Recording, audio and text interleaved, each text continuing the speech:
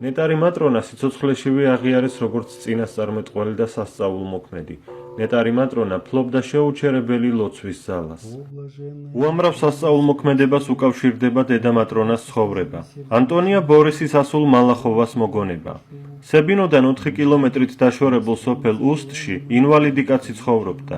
ფეხები ჰქონდა წართმეული, დახმარება მატრონას თხოვეს. დაეჩემთან თავისით მოვიდეს, როგორც მოახერხებს, თუ დილით წამოვა, შუა დღის შემდეგ უკვე აქ იქნება.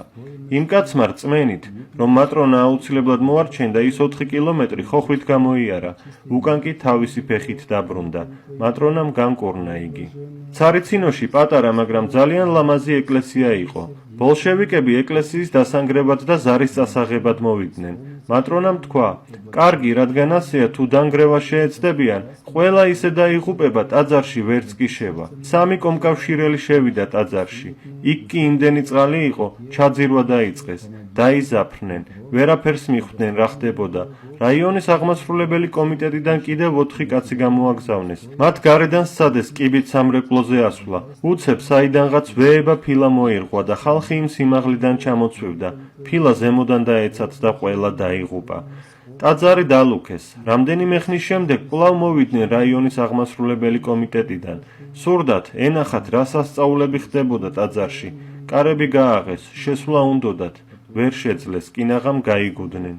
1994 წლის დიდი მარხვის დროს ქალაქ კოლომენსკიდან მოსკოვში მამა სერგი ჩავიდა. თან ახლდა ამავე ქალაქის ყაზანის ღვთისმშობლის სახელობის ტაძრის მრევლი. მათი ჩასვლის მიზანი იყო პანაშვიდი გადაეხადათ მატრონას საფლავზე და შემწეობა ეთხოვათ.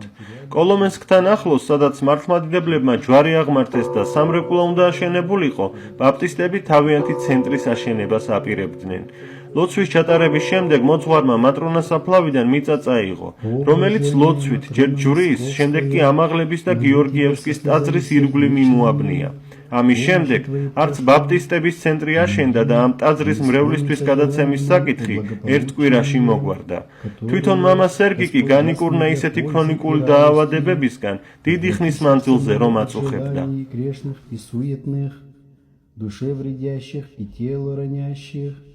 Помоги мне, Матронушка, благослови меня на дела добрые и помоги избавиться от нищеты и материальной неустроенности.